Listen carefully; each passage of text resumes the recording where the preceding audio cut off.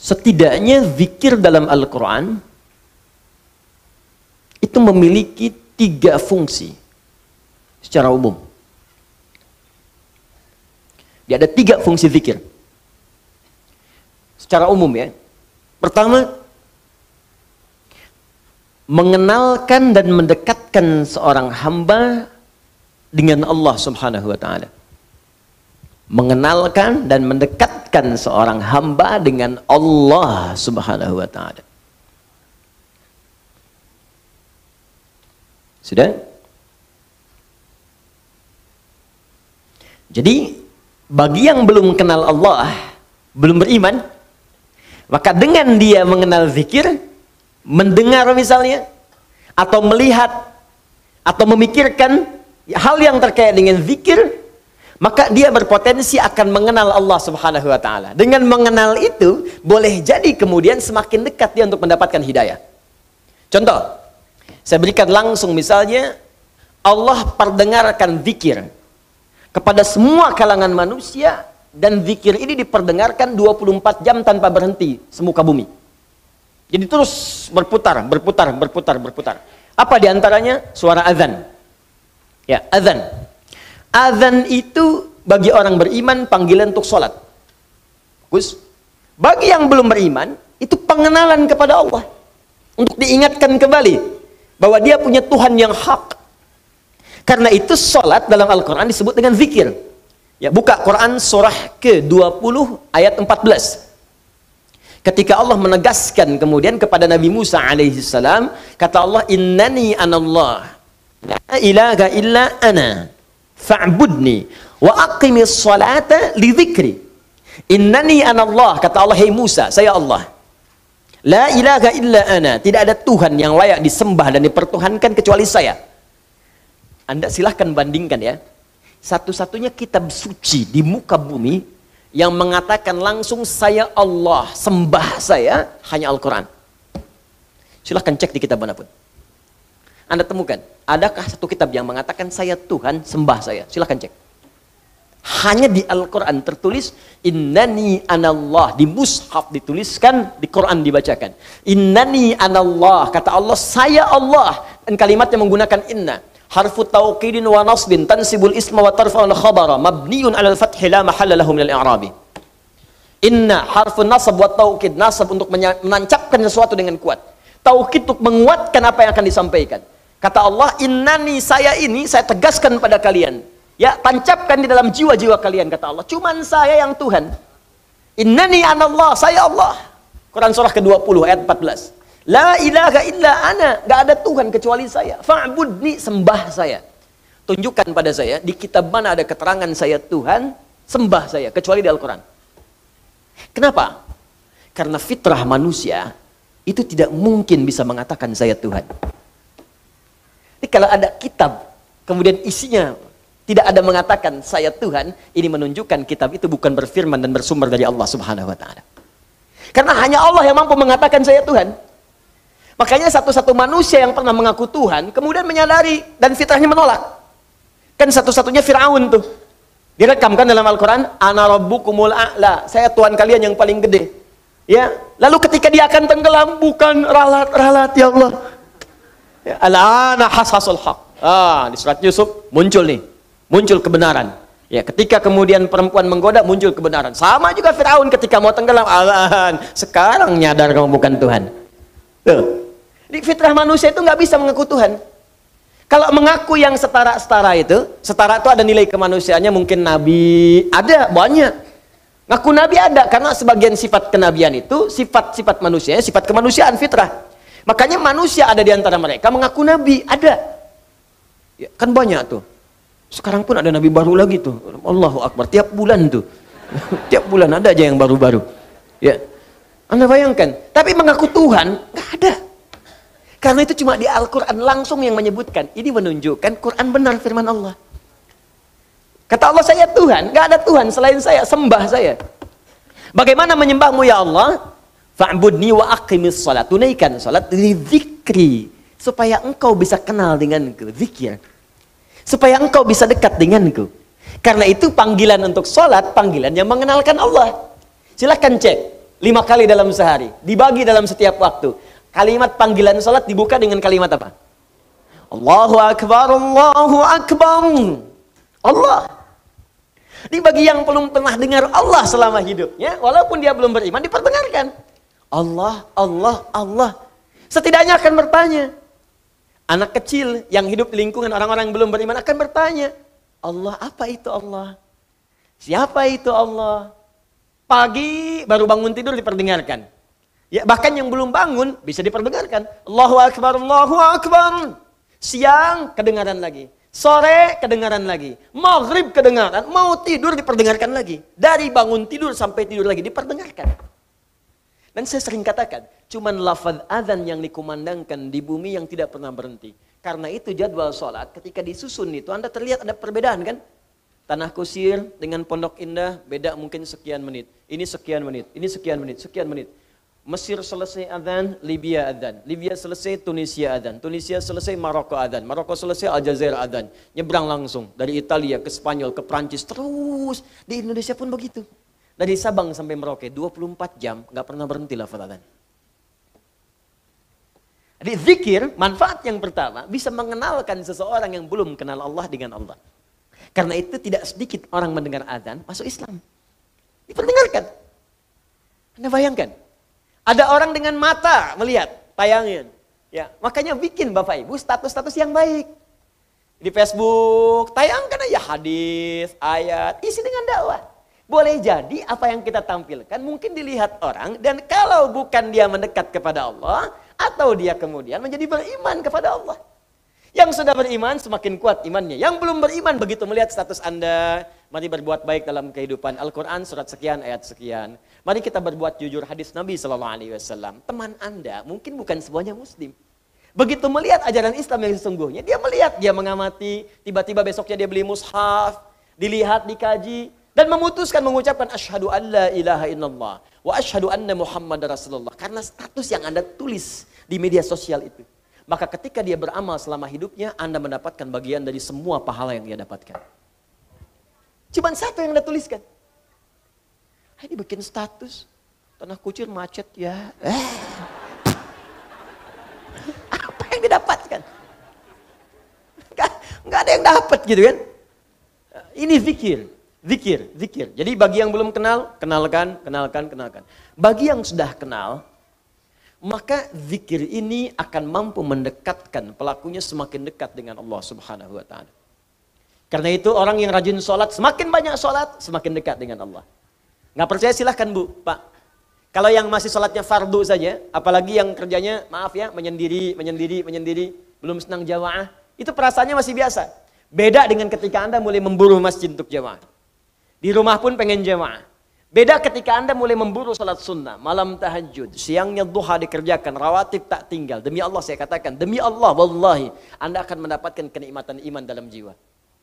Yang ketika tertinggal sunnah, Anda bisa gelisah. Itu tanda Anda sudah mulai semakin dekat dengan Allah Subhanahu wa Ta'ala. Contoh lain, Al-Quran disebut zikir. Quran surah ke-15 ayat 9. Inna nahnu nazzalna dzikra wa inna lahu lahafizun.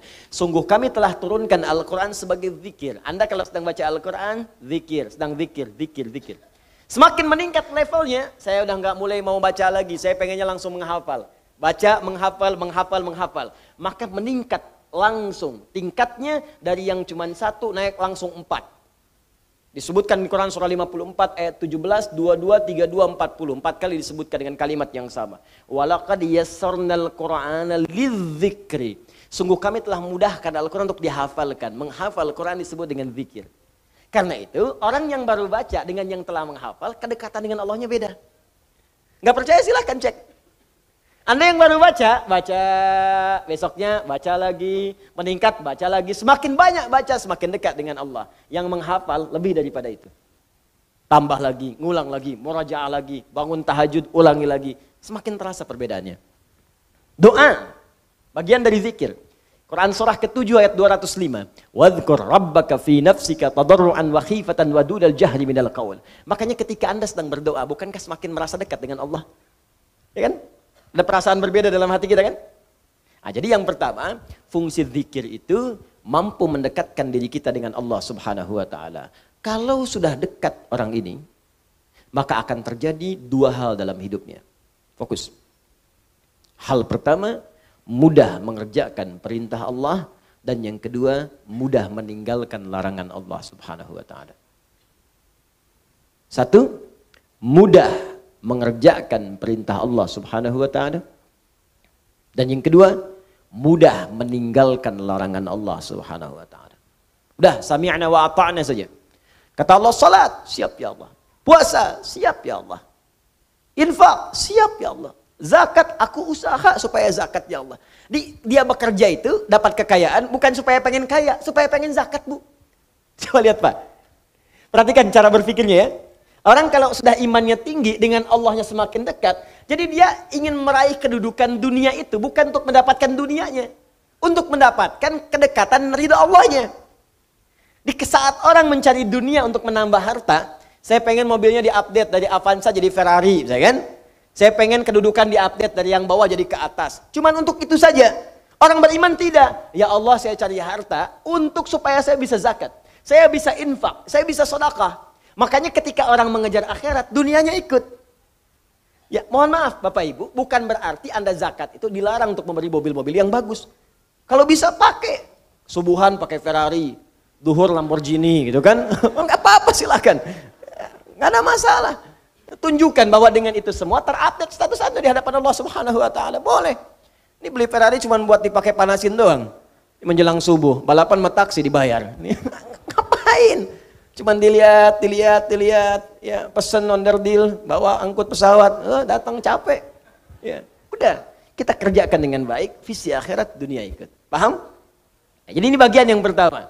Makanya update, orang yang kemudian mudah dekat dengan Allah, kenapa berzikir? Supaya mudah kita menunaikan perintah Allah. Demikian ketika dilarang pun mudah kemudian meninggalkan.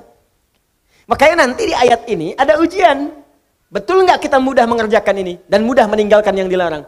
Kata Allah, jangan zina, siap saya tinggalkan ya Allah. Jangan mencuri, nggak akan saya kerjakan ya Allah. Jangan gibah, nggak akan saya lakukan ya Allah. Kamu gibah ya? Tidak ya Allah. Tidak akan pernah saya kerjakan. Tidak seperti ibu itu tuh. Kalau tiap hari ya Allah gibah terus. Gibah itu namanya. Jadi, maaf, semakin dekat dengan Allah, semakin mudah meninggalkan larangan. Jadi kalau pengertian terbaliknya begini, kalau Anda susah meninggalkan larangan Allah, berarti Anda belum dekat dengan Allah. Itu Pak. Bu, kata Allah jangan gosip, masih gosip, Anda belum dekat dengan Allah. Jangan berselisih, masih berselisih, Anda belum dekat dengan Allah. Jangan mencuri, masih mencuri. Jangan korupsi, masih korupsi. Jangan mencela, masih mencela. Jangan ribut, masih ribut. Berarti belum dekat dengan Allah. Sebab kalau sudah dekat dengan Allah itu mudah mengerjakan perintah, gampang meninggalkan larangan. Itu prinsipnya. Karena itu kata Allah, saya turunkan di satu surat. Satu ayat belum cukup, 2 ayat. 2 ayat belum cukup, 3 ayat. 3 ayat belum cukup, 4 ayat. Nih sekarang kalau 4 ayat belum cukup, saya turunkan satu surat. Suratun anzalna. Sesurat saya turunkan. Ujungnya la'allakum tadhakkarun. Dengan satu surat ini kamu belajar supaya dekat dengan Allah. Jadi kalau saya sudah turunkan satu surat belum dekat juga, kata Allah, perlu saya turunkan berapa surat lagi? Ya. Ini bagian pertama. Jadi kita evaluasi dulu sebelum kita lanjutkan. Bagian pertama tentang zikir dengan segala detail dan pengertiannya. Apakah sampai dengan pagi ini, baik perintah dan larangan itu sudah mudah kita kerjakan untuk perintah dan mudah kita tinggalkan untuk larangan? Kalau belum, berarti ada bagian zikir tertentu yang belum kita sempurnakan pelajarannya. 2. Zikir bermanfaat bisa melahirkan ketenangan yang dalam pada jiwa. Membuat hati lebih tenang. Dalilnya ada di Quran surah ke-13, Ar-Ra'd ayat ke-28. Di pertengahannya. Ala bi dzikrillahi tatma'innul qulub. Ala harful ihbari wat tawkidi. Harful ikhbari wat tawkidi. Huruf yang digunakan untuk menyampaikan informasi dan menguatkan apa yang akan disampaikan itu. Ala, demikian cara menerjemahkannya. Aku beritakan pada kalian dan aku tegaskan. Bidzikrillahi, jika kalian benar zikirnya kepada Allah. Dengan berzikir yang benar itu, karena ba itu di sini bisa berfungsi sebagai isti'anah, bisa musahabah, bisa ilsaq, bisa juga Bapak Ibu sekalian, hati-hati taukid. Taukid. Kata Allah, saya tegaskan, ya isti'anah, meminta bantuan. Dengan kalian zikir, minta bantuan kepada Allah itu dengan zikir. Ya, atau musahabah, mendekat kepada Allah. Dengan mendekat kepada Allah lewat zikir, tatmainnul qulub, maka dampaknya akan menenangkan kepada jiwa, kepada hati. Makanya orang-orang yang sering berzikir dan bagus zikirnya, karena dekat dengan Allah, hatinya tenang, Pak. Bu. Nah, karena itu semua amalan zikir membuat kita tenang. Saya tuh nggak bosan mengatakan, kalau Anda sedang gelisah, cari amalan zikir dan dengan itu otomatis kita tenang. Kalau sedang punya masalah, lebih baik kerjakan amalan zikir. Minimal hati tenang walaupun solusi belum datang. Masih ingat tadi jenis-jenis zikir? Satu apa? Salat. Kedua, berdoa. Ketiga, baca Al-Quran, kan? Coba deh, ibu, bapak punya persoalan. Pilih satu di antara tiga ini. Ketika sedang punya masalah, ambil wudhu. Menghadap ke arah kiblat, salat 2 rakaat. Silakan salat. Salat wudhu kah, ke masjid tahiyatul masjid kah, salat aja dulu. Begitu Anda salat, demi Allah saya katakan. Demi Allah saya katakan, kalau salat Anda benar, seketika hati Anda saat salat menjadi tenang. Bahkan masalah bisa tumpah saat sujud di atas sajadah. Betapa banyak persoalan sulit itu hilang seketika dengan hanya menghamparkan kening kita di atas sajadah. Tapi banyak persoalan yang kecil menjadi besar karena dipersulit dengan adu argumentasi yang tak berujung. Kan papa katakan begini, iya mama kan sudah ingatkan juga, tapi kan papa begini, gak pernah selesai. Ada orang yang cuma bangun takbir Allahu Akbar, kemudian sujud. Dia tekankan keningnya di sajadah itu. Dia curahkan perasaannya, mengalir air matanya. Begitu salam, assalamualaikum, pasrah jiwanya, tenang hatinya. Walaupun solusi belum datang, tapi ketenangan itu sudah ada. Dan ketenangan itu setengah dari solusi. Makanya orang tidak ingin kehilangan ketenangan. Orang lebih baik berkurang dunia dibandingkan hilang ketenangan.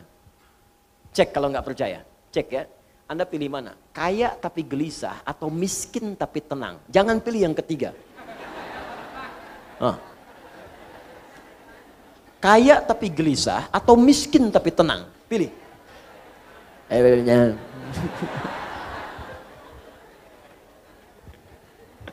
Paham ya? Itu. Ditenang itu penting. Dan tenang itu setengah dari solusi. Ibu yang tenang, mudah memberikan kemudian arahan kepada anak-anak. Suami yang tenang, mudah kemudian membimbing keluarga. Pemimpin yang tenang di perusahaannya mudah mengatur kemudian arus perusahaannya, pekerjaan dan sebagainya. Guru yang tenang, mudah memunculkan inovasi dan ide-ide yang baik kemudian. Tenang, itu penting. Jelas? Nah, orang yang sering zikir itu tenang. Baca Quran. Makanya kalau sedang ada kegelisahan, kita cari ketenangan. Ketenangan terbaik itu zikir. Makanya orang yang tenang itu cenderung sehat, Bu, Pak. Gak banyak penyakit. Artinya kalau selama ini Anda sering gelisah, zikirnya belum maksimal. Ya, uang belanja belum muncul juga, udah akhir bulan, gelisah gitu. Mana zikirnya? Ya, baru macet sedikit udah gelisah. Ya, baru gelap dikit mendung udah gelisah. Ya, ya Allah panas sekali, kapan hujannya? Kasih hujan, ya Allah, kok hujannya gede banget. Maunya apa? 3, ini yang paling hebat. Yang jarang banyak orang ketahui. 3, berzikir kepada Allah bisa meningkatkan kecerdasan dan menambah pengetahuan. Bisa meningkatkan kecerdasan dan menambah pengetahuan. Bahkan dalam konteks ini, Allah langsung memberikan gambaran ahli zikir itu bersamaan dengan ahli fikir. Jadi mustahil ada orang berzikir yang dia tumpul cara berfikirnya, mustahil.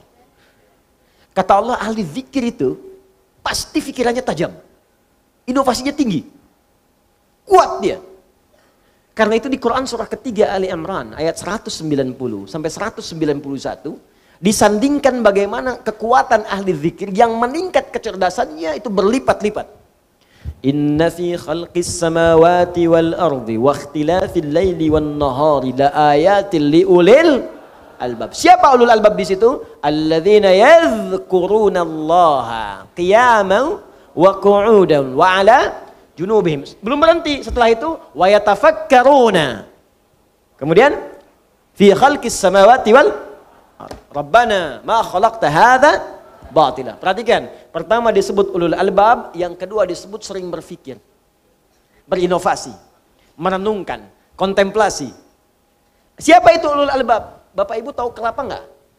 Kelapa. Jangan katakan wallahu alam, kelapa. Kelapa. Tahu buahnya? Buah kelapa. Baik, buah kelapa itu kan ada kulit yang kasar yang luar kan? Baik ya? Baik, kemudian kalau dibuka serabutnya, serabut dibuka, ada apa dalamnya?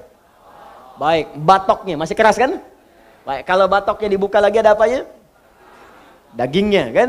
Buahnya itu sama kulitnya tadi Bu ya. Nah, jadi kalau ibu ada buahnya berarti keluar lagi dari awal ya. Ada dagingnya ya kan? Begitu dibuka udah batok, kok kulit lagi? Maaf ya, maaf. Saya agak detil kalau ke situ. Dibuka ada apa ya tadi? Dagingnya. Begitu dagingnya kemudian mau dimakan, di dalam daging itu ada apa lagi? Air. Nah, di dalam air itu ada apa lagi? Panas. Bukan, ada bagian yang lembut, yang putih itu. Tahu? Nah, itu yang disebut lub dalam bahasa Arab. Lubun. Jamaknya albab. Lub itu yang paling dalam dari sesuatu. Lub. Jadi kalau kita belajar itu, ada orang yang masih menangkap kulitnya luarnya. Ustadz dan nerangin sampai 2 jam. Ini kemana sih arahnya nih? Masih di kulit. Masih serabut tuh, masih serabut. Iya kan? Oh, zikir. Batok. Iya kan? Oh, dekat dengan Allah, daging. Allahu Akbar, sami'na wa ata'na. Itu ulul albab. Lub, bagian dalamnya. Bahkan ada orang yang baru disebutkan satu huruf, satu kalimat, dia sudah paham. Oh, ini arahnya akan ke sini. Ada orang-orang, anak-anak yang belajar, baru disebutkan judulnya ini, sudah terbayang di kepalanya. Pembahasannya 1, 2, 3, 4, 5, 6. Ulul albab. Ya, ketika seseorang baru berpikir untuk tafsir, ada orang diberikan oleh Allah keistimewaan untuk ta'wil. Ketika seseorang baru berpikir, perjalanan akan ditempuh dari Bandung, kemudian ke Jakarta dalam waktu 3 jam. Ulul albab, bagaimana kosornya? Sudah tersusun oleh dia. Bahkan ada yang sudah memetakan kilometer sekian, kosor, jamak kosor, sekian, macet sekian, ulul albab. Ada orang terpikir untuk masuk kampus saja, saya akan masuk kampus A misalnya, atau ada yang mengatakan saya, kuliah kemana nanti? Nanti aja deh, itu belum sampai batok, baru naik tuh. Ya. Baru naik. Pohonnya jadi belum. Kalau sudah dia berpikir sampai dari atas dulu, saya ingin jadi ini, kuliahnya ke sini, ininya ini, sampai kampus pun dia ikuti. Saya pengen kuliahnya di kampus ini, kurikulumnya dia ambil, dosennya dia lihat, tuh semua ulul albab. Ulul albab. Nah, orang yang ulul albab ini kebiasaannya Allahu Akbar, dia merumuskan sesuatu dengan teliti, terpikir. Ini kalau dia jadi pengusaha, runtut usahanya. Ini modalnya, ini sekian, keuntungan sekian, tantangan sekian, ini sekian, visinya begini, ini. Gup, mulai, jalan. Dia jadi pemimpin, dia rumuskan. Berapa yang saya pimpin, objeknya mana, berapa kalangan, ini karakternya apa, ini bagian apa, ini harus dirumuskan. Tuh, ada. Ini yang harus saya lakukan. Jadi guru, apa yang mau saya terangkan? Targetnya apa nih? Murid bisa ini, bisa sholat. Oh, fikih sholat yang diajarkan. Apa yang target yang harus disampaikan? Bikin kurikulumnya, begini. Dalilnya begini, caranya begini, bacaannya begini, hikmahnya begini. Turunkan, ulul albab. Jadi kalau karakteristik ulul albab ini hadir dalam jiwa kita, maka hidup kita akan jadi terarah dan semua apa yang kita kerjakan pasti sukses. Karena itu, perhatikan baik-baik. Ibu, Bapak masih ingat jenis zikir pertama yang saya sebutkan tadi apa? Salat. Salat menjadi amalan pertama yang Allah perintahkan kepada Nabi Muhammad SAW untuk dikerjakan oleh para umatnya dari kalangan sahabat sebelum hijrah ke Madinah. Allah tidak mengajarkan puasa dulu, bukan haji dulu, bukan umrah dulu, bukan zakat dulu, tapi sholat dulu. Begitu sholat diajarkan dengan baik, semua para sahabat seluruhnya, dengan profesi apapun yang mereka jalani, semua sukses tanpa kecuali. Tunjukkan pada saya sahabat mana yang tidak sukses dalam hidupnya, semua sukses. Walaupun kadar kesuksesan itu bagi setiap orang relatif. Bagi si A, saya pengen jadi guru, udah sukses. Bagi si B, manajer sukses. Bagi si C, direktur sukses. Walaupun itu bisa relatif, tapi semua menjangkau. 12.000 sahabat Nabi, 38 menjadi panglima. Kekuatan satu panglimanya bisa menaklukkan Persia dan Romawi. Satu diplomatnya bisa menaklukkan Afrika. Amr bin As cuman ekspedisi. Dari mulai Mesir, Libya, Tunisia, Maroko, Aljazair, sampai ke Syam. Sekarang 4 negara. Jordania, Libanon, Palestina, Syria. Itu semuanya muslim sampai sekarang. Cuman satu orang diikutin para sahabat dari belakang. Satu orang ikut ketika hijrah kemudian ke Ethiopia, ke Habasyah. Sekelompok sahabat Nabi dipimpin Ja'far ya, bin Abi Thalib. Kemudian sebagian ada yang ikut satu orang saat ekspedisi ke Cina. Ya, singgah kemudian di Baros, 414 km dari kota Medan. Singgah di situ, singgah saja Islam senusantara. Kemudian jadi Indonesia, Malaysia, Brunei Darussalam, Filipina Selatan, Thailand Selatan, Rakhine sukunya Rakhine sampai sekarang. Bukan karena keislamannya, karena Allah jaga dengan nilai Islam itu. Yang paling penting itu kok bisa ada yang sukses, tenang hatinya. Lihat, berislam itu sukses. Berislam itu tenang. Islam itu solusi. Islam itu inovasi. Jadi kalau Anda sudah masuk Islam belum sukses, belum tenang, belum bisa berinovasi, ada yang belum sempurna kita pelajari. Itu poinnya. Karena itu ketika seseorang dekat dengan Allah, maka ditambahkan pengetahuan. Tadi yang saya katakan, turun Quran surah kedua di akhir ayat 282, paling kiri sebelah bawah. Wattaqullah wa yu'allimukumullah. Semakin kau tingkatkan takwamu kepada Allah, semakin aku tambahkan pengetahuan kepadamu. Demi Allah saya katakan, perhatikan oleh Anda biografi orang-orang dulu di masa yang lalu. Orang-orang hebat. Yang penemu dari mulai matematikawan, fisikawan, kimia, ahli pakar di bidang macam-macam. Silahkan cek. Pendidikan pertama mereka sebelum belajar hanya memaksimalkan 2 hal. 1, menghafal Al-Quran. 2, memaksimalkan sholat. Ajarkan anak Anda sholat dengan baik, hafalkan Quran. Begitu mulai dikerjakan dekat dengan Allah, akan mudah membuka potensi ilmu manapun yang akan dipelajari. Jadi muslim itu jangan terbatas kemudian hafal Quran, tahu hadis, amalkan. Di Quran itu ada dorongan untuk menjadi ahli-ahli di bidang-bidang tertentu. Di hadis ada dorongan jadi ahli kimia, ahli fisika, ahli matematika, ada. Ayo berkembang. Dan saya merindukan ada dokter hafal Quran. Ya kan? Tentara hafal Quran, polisi hafal Quran. Ya insya Allah presiden hafal Quran, gubernur hafal Quran. Ya semua insya Allah. Diamalkan dalam kehidupan. Insya Allah, demi Allah, tidak ada orang Islam memegang posisi tertentu dalam hidup kecuali memberi maslahat, termasuk pada non-muslim yang hadir di sekitarnya. Jadi kalau ada orang Islam tidak memberi maslahat atau mengganggu bahkan kepentingan non-muslim, berarti ada yang kurang tepat dengan keislamannya.